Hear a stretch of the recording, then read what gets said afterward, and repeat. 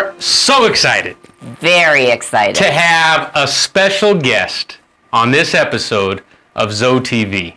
You know, we were talking and going through our Rolodex of people that might be of interest to this campus. Right.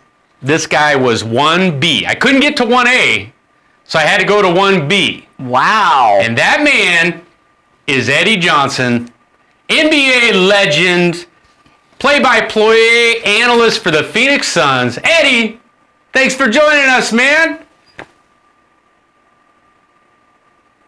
Man, I'm excited to be here. You know how I feel about you, man. You kept me healthy for a number of years. And, so anytime you call, you know I'm going to be on board. And I really love what you're doing. I have a 90-year-old mom. I know you do. You know, I understand the importance of making people's lives, continue to be at a top-notch level. And so I'm very excited to be here today. Well, we appreciate that. I want to go through a little bit about you as a professional and kind of the amazing career you had. For some of our residents that only know you as the Suns guy, because I hear about that all the time, our residents, this demographic, are absolutely in love with the local sports teams. Even though they might be snowbirds and they've lived other places, they love the Suns, they love the Cardinals, but the Suns have a special place in this campus's heart. Well, it was the first professional team in Arizona, so we were super excited when the Suns came to town. So that being said, Eddie, you played, just for our residents' info, 17 years in the NBA, 1,200 NBA games played, second most points scored for never making an All-Star game, which is the craziest stat. And I remember that stat from working out with you. I just could not get over the second most points scored. And you are obviously the play-by-play host or analyst for the Suns. So you've had a long career. You had a long career in the NBA. What is 2020 and now 2021 with COVID and everything that we came through? What changed for you from a Suns perspective and how you do life as a play-by-play guy? I think that's the question I get a lot is how things have changed for you guys. Yeah, I mean, the world is obviously different. But, look, I'm blessed to still be healthy, to still be able to have a job. But right now, the way that we work now it's totally different. We don't have any connection with the players up close and personal. We call our games at the home arena way up at the top, and then we don't even travel with the team on the road anymore. So we have to call the games actually inside of a room, looking at monitors, calling the game. And so it's a little different, but it's a lot of people in this country right now, matter of fact, the world, that don't have employment. They like to have a job. People having a hard time putting food on their table. And I'm blessed to be able to still working. I'm happy that the fans out there can get a chance to still go home, despite the things that we're going through, the limitations that we have, that they can still turn the TV on and be able to watch the Phoenix Suns play or their favorite team. And so, the world is different in that regard. But, Steve, it's no different than what any other generation has had to go through. You look back at history, if you live long enough, you're going to really run into something that's going to test you, that's going to challenge you.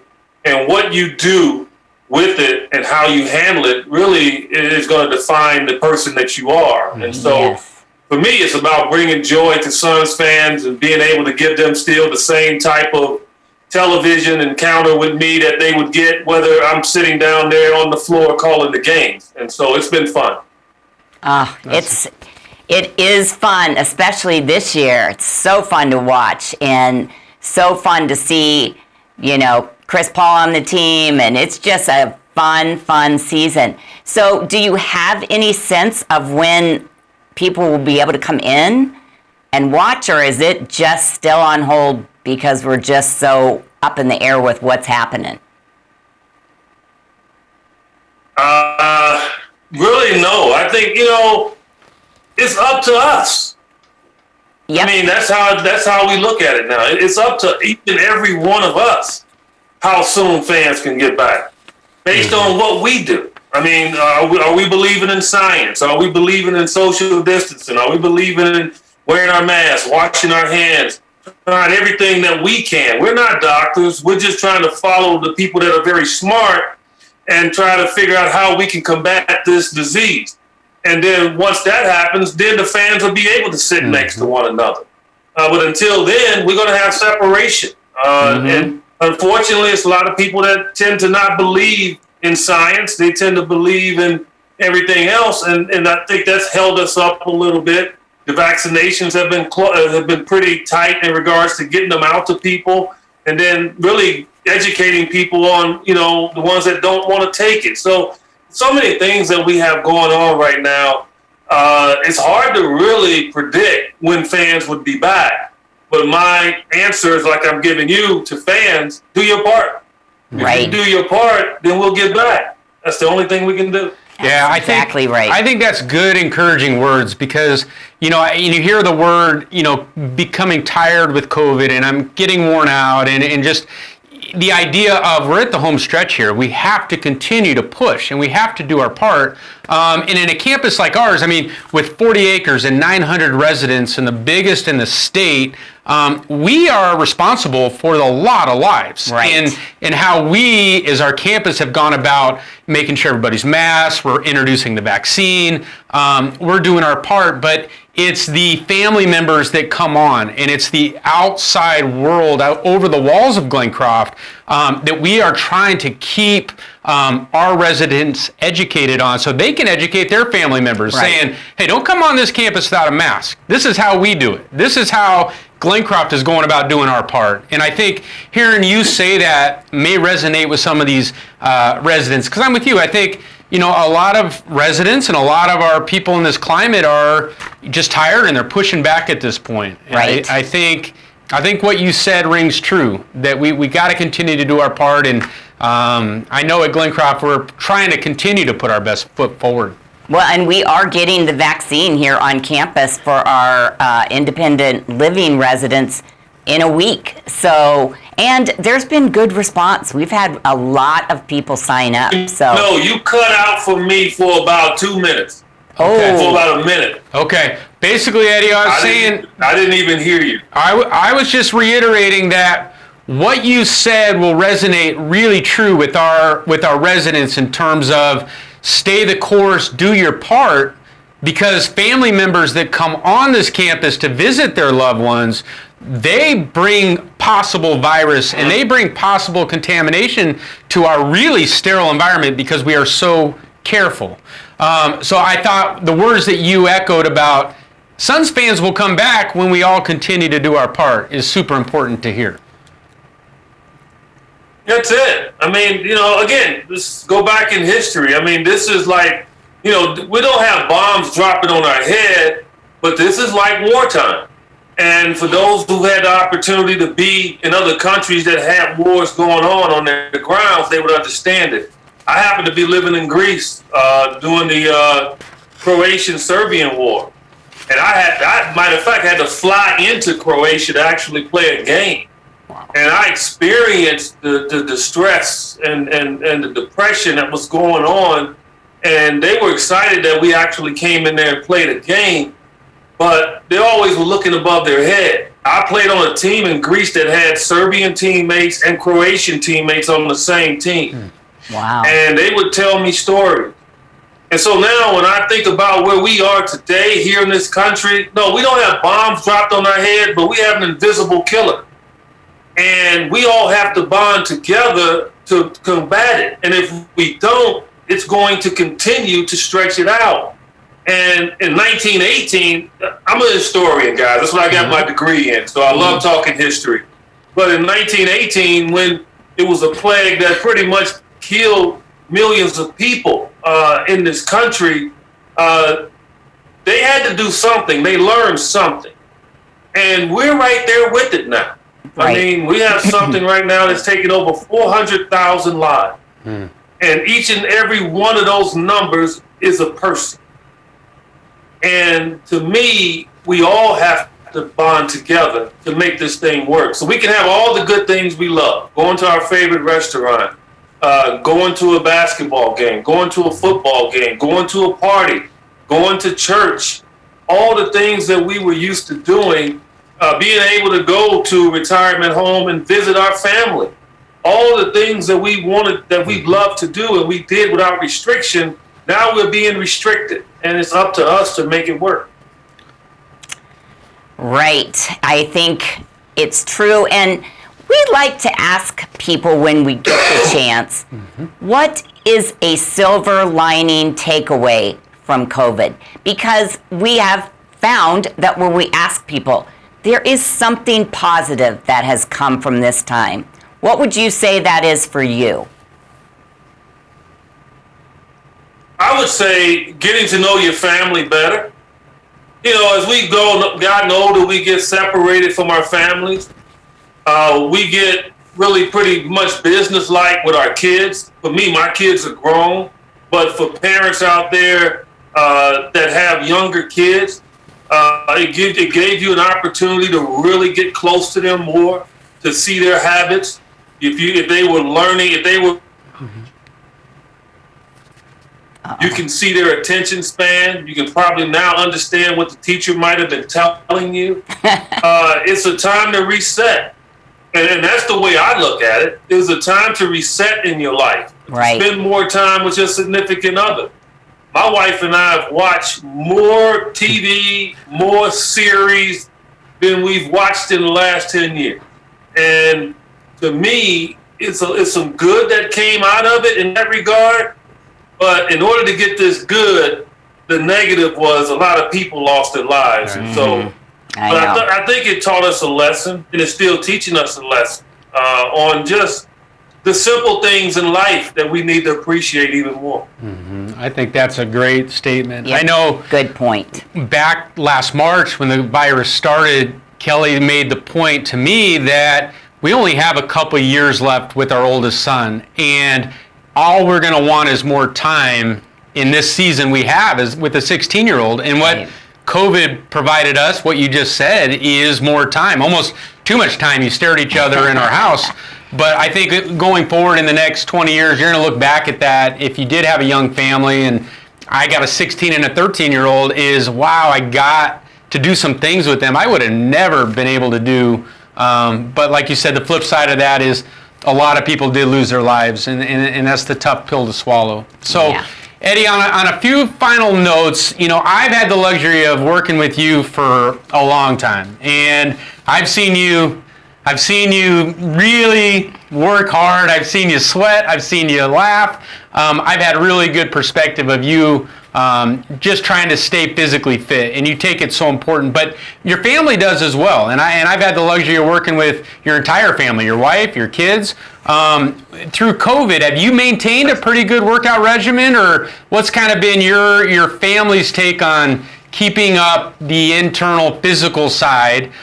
Because that's a big piece on our campus, is try to keep our 80, 90, 100-year-olds motivated to keep physically fit to battle this with the underlying health issues. Well, the most important thing, and you know this, I mean, and you really taught me even more about it as I continue to work with you. You only have one body. That's it. And how you handle it and how you deal with it is going to put you in a good position. I think we all going to face a tough time if we live long enough. But if your body is strong to be able to handle it, then you'll be able to get through it. And that's always been my mindset. 2 years ago, my wife and I decided that, you know, we weren't overweight or anything, but we weren't probably eating as well as we should based on how we used to eat. And we got with a program, and lo and behold, I was like 245. And I could carry 245. I'm 6'8", but I know I look good when I'm about 230. Okay, so, and I went on this program, and I dropped 18 to 20 pounds in about a month with ease. And I was eating still some good food. I mean, and they allowed me to eat a little bad food, the things that I love, but all of a sudden, you know, my weight got right. I reset my whole body. And right now to this day, I'm 228 pounds. I feel good. I work out 3 days a week. I work out doing things that I like to do. I don't go see Steve Heller running on a treadmill anymore and doing 1,000 sit-ups. but I take a little bit of everything that Steve taught me in regards to stretching and everything. And my wife and I feel good. My kids feel good. They're very health conscious. That's just the way you have to be. And health is just so important. It's something that's gonna makes you get up in the morning. It makes you feel good. I think it battles depression. It keeps depression away, because sometimes people think about themselves. All of us are gonna get older every day, but it's what you do with it and how you feel. It's not your age. My mom's 90. She'll turn 92 years old this year. My mom still drives if I let her. She lives by herself. She remembers everything. I argue with her at least 3 days a week to stimulate her mind, even though it drives her nuts. And I'm blessed. I'm blessed that she took it upon herself in her 50s to really get her life in order. She gave up smoking 40-something years ago. She started eating right. She started working out. And this was in her 50s. And what she did in her 50s, I think, has allowed her to still be here at 90. I think so. And I remind her of that every day. And she's grateful that I pushed her to do those things when she was in her 50s. She lost like 40, 45 pounds. I mean, everything she had to do to make herself and put herself in a position to where she's still here at 92 years old and can watch us CNN every day and can argue with me, can see her grandkids and go out to the store and still enjoy life. Oh, that's great. That's amazing testimony, and that's truly the mission we're on with ZoeLife and this campus is, finding new purpose and direction as you age, and successful aging as a whole, and whether it's eating and spirituality and all that comes with our 6 pillars of wellness. The physical piece is a huge piece of the puzzle, and I think you nailed it. Starting that earlier in life, at age 50 for your mom, really pay dividends as she aged. And to get to that age of 90, 92, 94, 96, everything that's to come, you lean back on that. So on that note, Eddie, I'm going to leave you with this, man. I'm undefeated against you in golf. I've never lost to you in golf. I mean, am I right? I mean, yeah, because you never played me. I'm undefeated, man. I'm waiting. Hey, I was going to say, I'm waiting for you to just challenge me. I take a group of these Glencroft residents over to the Wigwam every week. So one of these days, I'm going to have you meet us over there, and I'm going to actually go head-to-head with you, and we're going to finally get this battle done, because we've been talking about it for a long time. I love that. All right. Look, anytime I can see you, man, I want to. Well, I mean, I love you and your family. You've been great for my family, and anything that I can do for you all, don't hesitate to call. Well, I appreciate it. Well, I just love listening to you do the Suns games. You got a great way about you, man. You should be at the national level doing that stuff. You're just amazing at it. It's just so easy for you and fluid, and I just love listening to you to call the games. And we got a better team this year, so it's more fun to watch. It is fun. Yeah, it's gonna be fun. Got a tough game tomorrow night, but we'll see what we can do. All right. Eddie, I appreciate you. I love you, man. It's been amazing to have you on the show, and I know our residents are going to really be excited to hear from the man, Eddie Johnson. Yes, thank you. Okay. Well, hopefully next time I'll be able to come visit them in person. Man, that would be a treat. Get off these Zoom calls and be able to touch each other. And be up close and personal and be able to smile and hug and all those good things. And so when that day happens, I'll be right there sitting in that chair talking to your entire group, okay? That'd be amazing. I'm going to hold you to that one, Eddie. Yep. All right, thanks, buddy. I appreciate it. Oh, no, that's automatic. All right, buddy. That's all. And Kaye, thank you very much for having me. Thank you. Man, what a show. That was fabulous.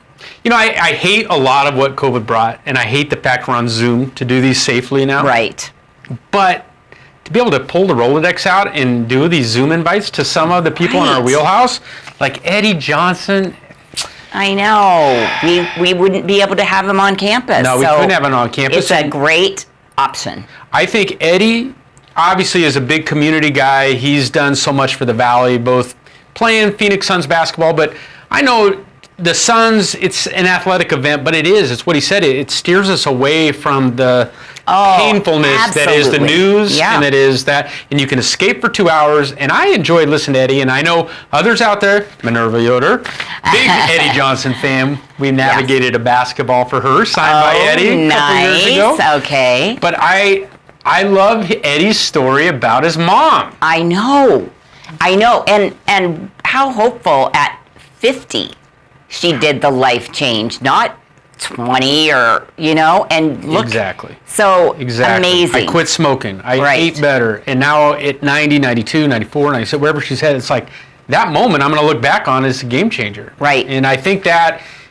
ZoeLife gives a platform to do that It does. later in life, of Right. reinventing themselves food-wise, physically-wise, just every one of our pillars. And I think Eddie spoke really well to it. Okay, and how funny was she drives when I let her, and I argue with her, so Love she that. keeps her sharp. I love that. That's him. He just loves, that guy just loves to argue. Oh, I yeah. mean, I can't tell you how many times I've sat in a workout with that guy, and he would just pick a fight just to pick a fight. Yep. But just to stimulate conversation. Like, I love that. Not to be mean about it, just to banter. He's You just a know banter. what? That is sort of my life with my son. So I'm wondering if he's just trying to keep me sharp. Trying to keep you sharp. All Yes, right. okay. So Eddie was great.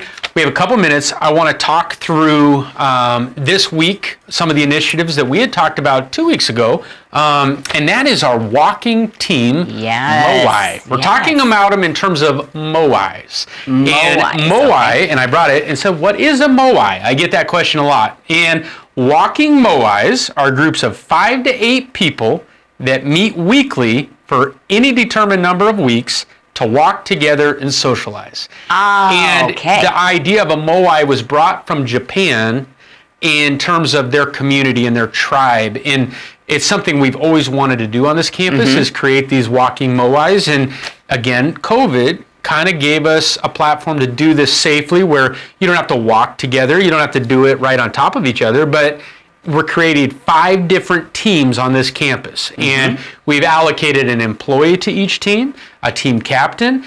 So if you're interested and you want to be allocated to a team, reach out to myself or Gerald or Michelle, and we have a nice little system where you get placed and you get a journal for your team, and it starts February 1st and it'll go through March 31st, and you're just accruing miles. And what team wins will be determined. But you're on a team. I am on a team. I'm on How a many team. teams are there? There's 5 teams. 5 teams, okay. 5 teams. And so 4 of the 5 teams have about 6 people right now on each. Okay. One team has 2.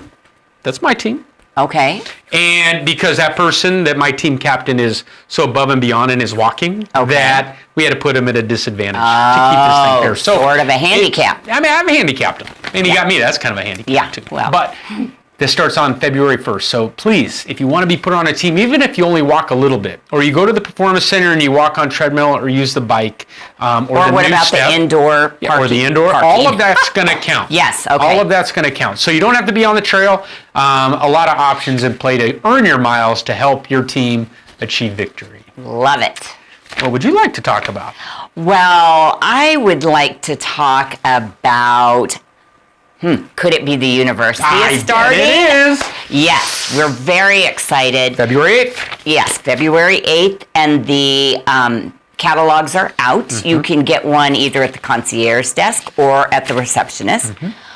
We are not allowing people in the university room for February. And I have to tell you, just so you know this, I've had several of the presenters write to me and say, the catalog looks great, I'm just sad I can't be there. So it's not a matter of most of them going, oh, now I don't have to Right. go to camp. They want to be there too. So we're looking at this month to month. Right. Maybe by March, people will be able to come That's right. onto the campus. So until then, though, they will all be available. So pick up the surveys too. Yeah. That's where I got a lot of ideas for classes that you all wanted. So let us know. We want to give you credit for watching, and we don't know. We're not in your home. So let us know if you're watching. Yeah, it's very simple. There's going to be surveys at the admin building and at Concierge starting this week. And what I recommend to people is pick up a stack of them, keep them on your coffee table.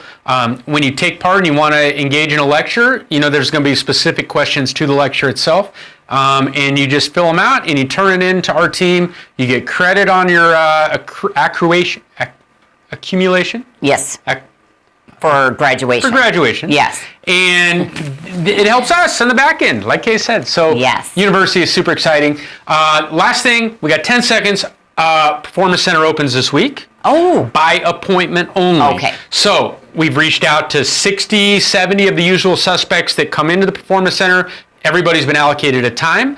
If you did not get a call and you want to participate, all you have to do is call, and we got a few open slots available, and we will make sure that safe. we have room, because we're only keeping 4 residents at a time per hour in those slots. So good. Safety first, and we're off and running.